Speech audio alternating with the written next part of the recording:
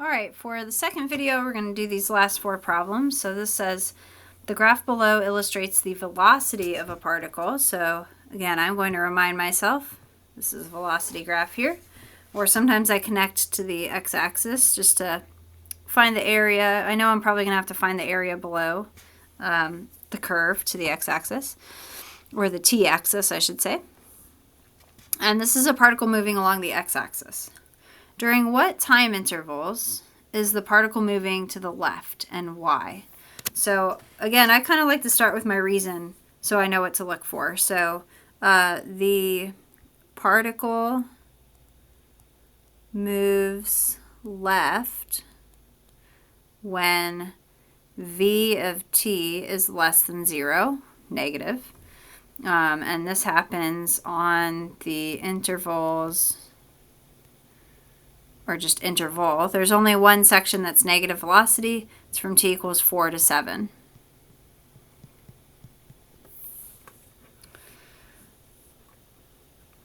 All right.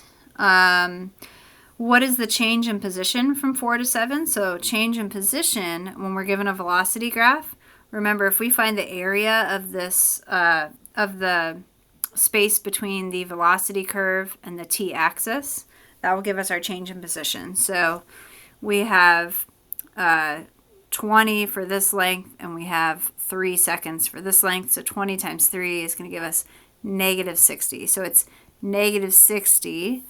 That's meters per second times seconds. So negative 60 meters. All right. At what time was the particle farthest to the right and farthest to the left? So if we think about this, the particle moves, let's see, we're starting somewhere and we move to the right to begin with. And so what's the change in position here? Let's see, 20 times 4 is 80. So it goes from one spot, it goes up 80. Well, no, that's, sorry, not up. We travel from a starting point, we go to the right 80, land here, and then we come back 60, so that's not quite going to reach back to where you were, so that was back 60. And then you're going to go, what's this area? This is 1 times 30, so then you're going to go back to the right 30, okay? So where's the farthest to the right? That was that at the end of that first interval, so farthest right is at t equals 4, and farthest left, it's actually where we started, right? Because we never go back to the left far enough to overcome that first 80 that was to the right. So farthest left is at t equals 0. And we have to be given a position to be able to do a proper position versus time. So this says if x of 0 equals negative 30, draw the position versus time graph. So remember, the velocities are slopes. So we have a slope of 20 for the first 4 seconds. We know we have to go up 80 from where we started. So I'm just going to say, okay, if I add 80 to 30 at 4 seconds after I've traveled 80 meters, I should be up at 50. And then I'll just get a straight line going through that. If I want to be a bit more accurate, which I do, the slope was 20. So I could also say, okay, go up 20 over 1. Up 20 over 1. That way I have more accurate points here. Up 20 over 1. And that would land me at my last spot. Oops, I kind of missed that point, but that's okay. Okay, and then we have a slope of negative 20. So I should go down 60 from where I am once I hit 7 seconds. So what's 50 minus 60? Negative 10. So when I reach 7 seconds, I should be at negative 10. Or I can do that slope of, what did I say it was? Negative 20. So again, I could say down 20 over 1, down 20 over 1, down 20 over 1, and I land here. And where are we at 8 seconds? From 7 to 8, that's a slope of 30. So add 30 to negative 10, you should land at 20 on that last second. At what position is the particle at t equals 8 seconds? So, all right, we already figured that out. It's at 20 meters. So that's the beauty of having the position graph all drawn out. Answers that question easily. What is the total distance traveled from 0 to 8? So, all right, our total distance traveled, I'm going to go back to my velocity graph and just put absolute values around these. So change of position of 80, and then we had a change of position of negative 60, but we're just going to add 60 to that. And then, and then after that, we're going to add 30. So 140 plus 30 is 170, and the position is measured in meters. What was the average velocity from 0 to 8? So remember, that is a position, change in position over time. So x of 8 minus x of 0, all over 8 minus 0. X of 8 is 20. X of 0 is negative 30, so plus 30 minus negative, all over 8. So that's 50 over 8. What's that going to be? 25. 50 over 8 is 25 over 4, and that's meters per second. What was the average speed from 0 to 8?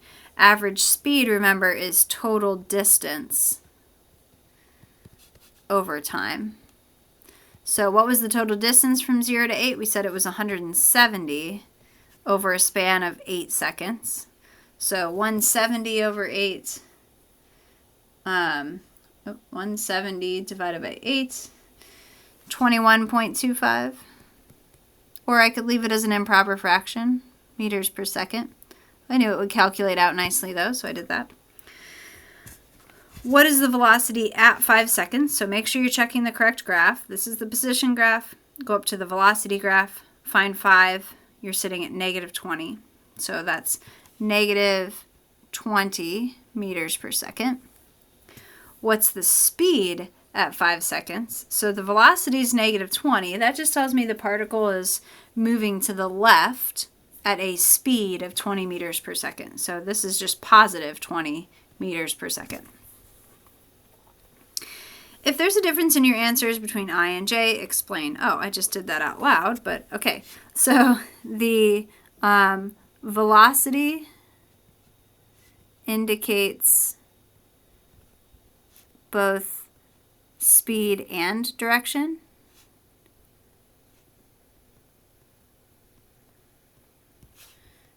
While speed is always positive. So the velocity is negative, which tells me not only are we traveling at 20 meters per second, but we're traveling to the left. Speed does not tell you left or right.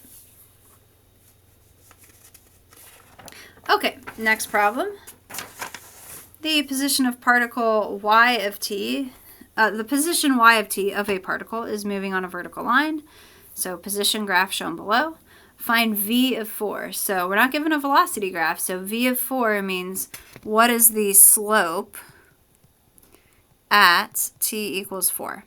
So t equals 4 is on this section. So what is the slope on this section? So from 3 to 4 we go down 10 over 1. So the slope is negative 10, and we're talking about feet per second. Find y of 6, so that's just using the position graph. Where's the graph at 6? Looks like it's at negative 10. So that's negative 10 feet, that's the position. Find the change in position from 3 to 11, so that will be y of 11 minus y of 3. Y of 11 is at 0. Y of 3 is at 20.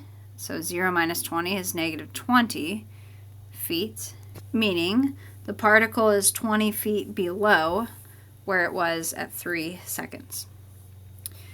Find the distance traveled from 3 to 11. So from 3 to 7, we go from 20 to negative 20. So that's a drop of 40, but we're just going to say 40 feet traveled. And then from 7 to 11, we go from negative 20 to 0. So that's a rise of 20. So that's a total of 60 feet traveled. During what interval or intervals was the velocity positive? Explain. I'm going to give my explainer first. So v of t is positive, greater than 0, when position, y of t, is increasing. And I'm answering these, by the way, how I would for the AP exam. So I'm trying to be clear and concise. You're allowed to use inequalities. You're allowed to use the name of the function instead of writing out position. So velocity is positive when position is increasing. And this is on the interval 0 to 3. And intervals 0 to 3 and 7 to 11. You can also use 0 less than t less than 3, etc. Draw the velocity versus time graph. Okay, so we need the slopes here. So we're going from, let's see, so this is an increase of 60 over 3. So that's a slope of 20 for the first part. And then we have a slope of negative, what do we say here, 10 for this section. And then this slope is positive. We're going up 20 over 1, 2, 3, 4. So 20 over 4 is 5. Okay, so between 0 and 3, we should have a horizontal line at 20. Between 3 and 7, we should have a horizontal line at negative 10. Between 7 and 11, we should have a horizontal line at 5. And that's it. Write the piecewise defined function for your velocity versus time graph. Okay, so why is it piecewise defined? Because depending on what your input is, you have different outputs.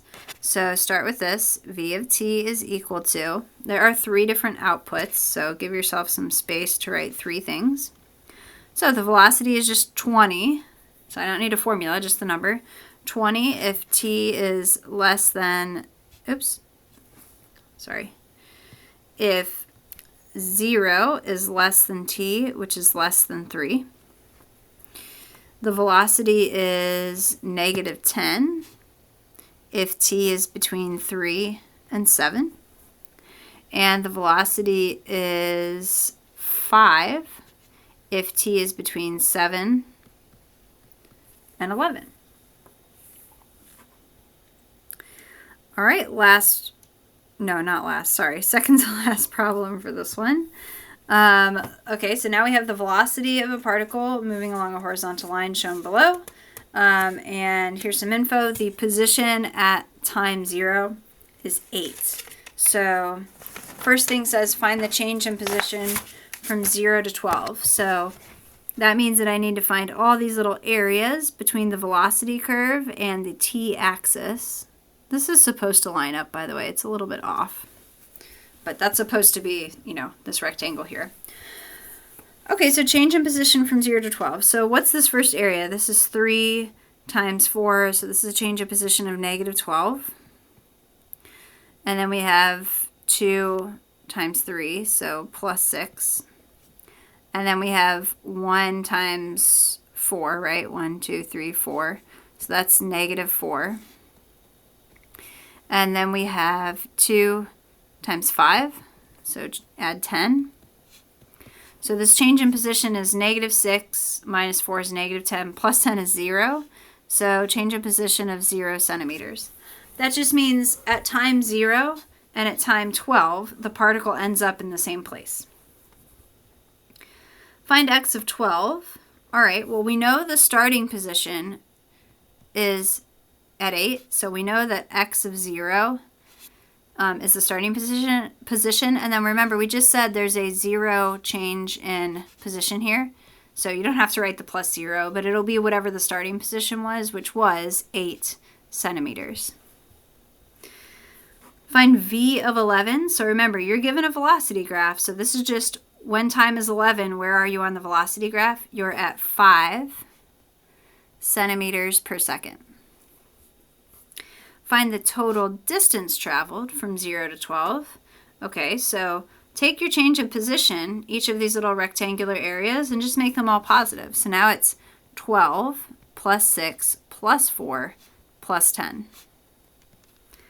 That's 10 plus 10 is 20, plus 12 is 32 centimeters.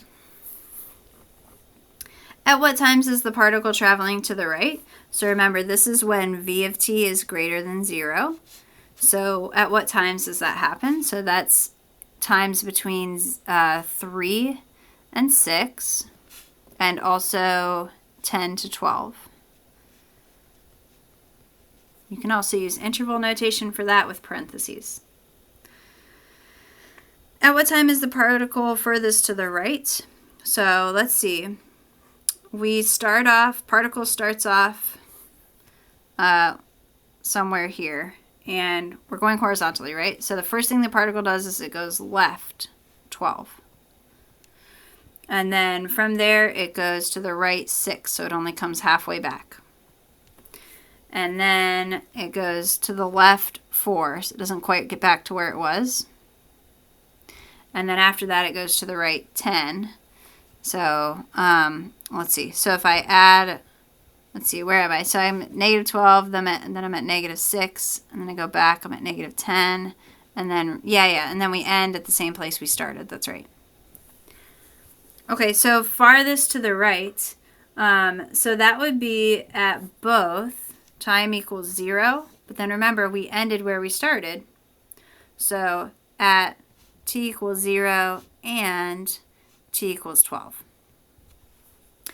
At what time is the particle furthest to the left? So here's my little diagram that helped. It was that initial going to the left 12. It never got back further than that point.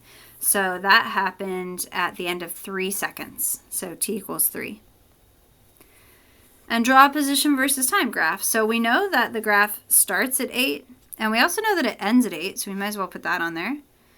And then we can work in our slopes, right? Or we can work in our positions as well. So at 3 seconds, I should go down 12 units. So what's 8 minus 12? That's negative 4. So at 3 seconds, I should be at negative 4. Or I could do my slope of negative 4. I could say down 4 over 1, down 4 over 1, down 4 over 1, if I want to be more accurate. And then what do we do? From 3 to 6, that's a change in position of 6. So at 6 seconds, if I add 6 units to negative 4, I'm going to be up at 2.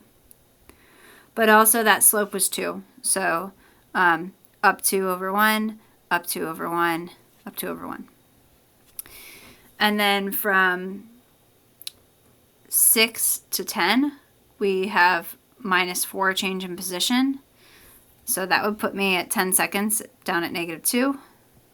Also, that was just a slope of negative 1. So down 1 over 1 is like a half unit. Down 1 over 1, down 1 over 1 like that. And then I already have my final point. So I'm just going to connect it up here. That was a slope of 5. So that's a little harder to map out here, but you could do that. I just want to save time by continuing on. Okay, last one. This is our most difficult one. The very last, drawing the position graph will be the hardest because this one's different. Look at this. This is a velocity graph. So far all the velocity graphs have been constant, but here the velocity is increasing and then the velocity is decreasing. So think in a car. If your velocity is increasing, you're stepping on the gas, right? That means you're accelerating. If your velocity is decreasing, you might be putting the brakes on, or putting the brakes on and then switching it to reverse and accelerating again. So things are happening here. That means our position graph is not going to be linear. It's going to be curved. Okay, so the velocity is moving along of a particle is moving along a horizontal line. Position is starting at 8. Find the change in position from 0 to 12. Change in position, if you're given a velocity graph, is still the area between v of t and the horizontal axis. And so what that means is, instead of finding area of rectangles, we're going to find area of triangles. So that's easy. We can bust out our geometry skills for that. So, okay, so change in position for this first one.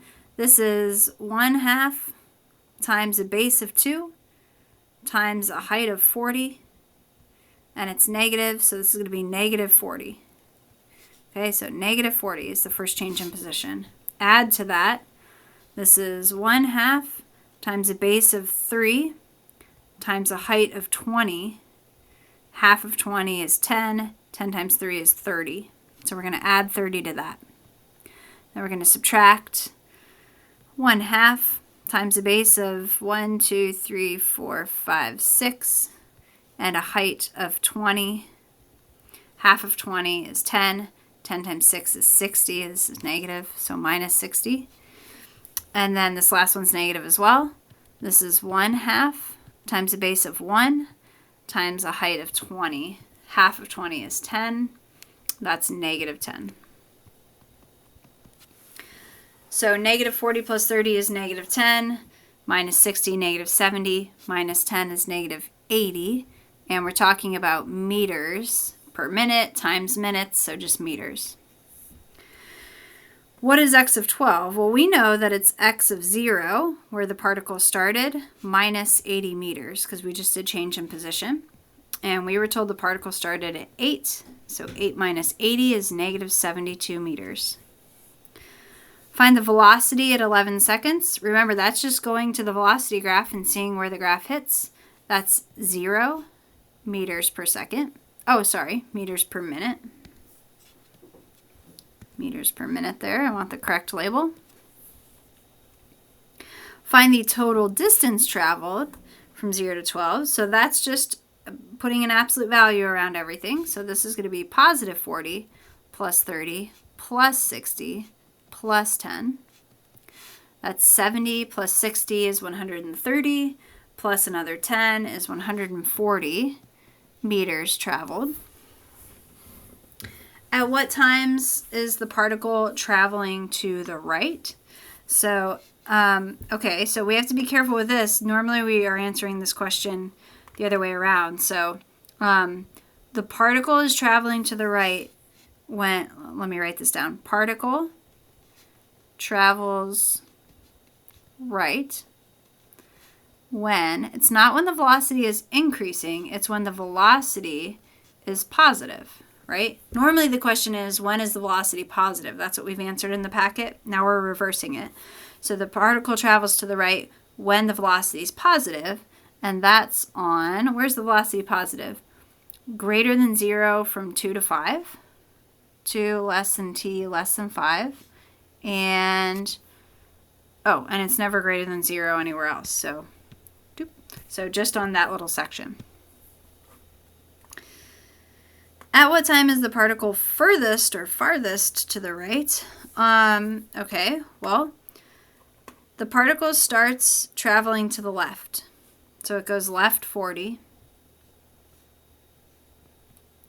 And then it goes right, what was that change of position? To the right 30, so it never quite makes it back to where it started, right? Because it goes back to 30. And then from there it just goes left, left, left. So farthest to the right is actually where it started at t equals 0, because it never reaches that point or beyond again. And then when is it farthest to the left?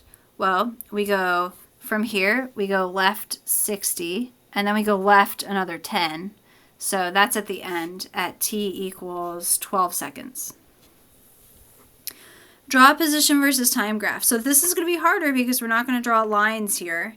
But let's start with drawing points that we know. So we know that the graph starts at about 8, right? And then what did we say the change in position was? We can plot these points. So at 2 seconds, we should be down 40. So at 2 seconds, 8 minus 40 is like negative 32. Okay. And then actually, and let's start connecting that line. Okay, so the velocity is negative, and it's approaching 0. So think about that. The velocity is increasing, and then eventually it's going to hit 0. So at 2 seconds, the velocity hits 0. So let's draw this. Let's put in like a little point where, okay, if our velocity is 0, it means we should be kind of flattening out to like a horizontal tangent right here. All right, so let's see. What if we kind of let this curve, because we know it's not linear. Let's think about what's happening here. These tangent slopes are pretty steep, and then they're shallowing out. So the particle is slowing down. The particle is slowing down because it was at a pretty steep negative velocity and then it started slowing to 0. Now the particle is going faster and then it starts slowing down again. Anytime the velocity starts approaching 0, the particle should be slowing down and the position graph should be flattening out. Okay, so let's see, where is the particle at 5? At 5, we go up 30. So we're at negative 32. We're going to go up 30, so we're going to be at about negative 2 here. And there should be another little horizontal tangent here. So it's probably something like this where it starts flattening out again. Okay, how do I know it's that curvature? Well, again, I'm trying to say, well, it goes from 0 and then it starts getting pretty steep. And then it hits a peak. And then it starts flattening out again because we got to get the velocity back to 0. And then what did we do? We went negative 60 by the time we got to 11 seconds. So we're at negative 2. Let's go at 11 seconds. We're going to subtract 60 from that. So we'll be at like negative 62. Okay. And again, we hit 0 at that point. So we need a little horizontal tangent here. It's like, well, okay, we had this horizontal tangent. We're going to hit some sort of steepness, and then we're probably going to flatten out again. I'm not being real picky about where the change, we talked about this point of inflection, where does that happen? Not being real picky about that now because we'll focus on it later.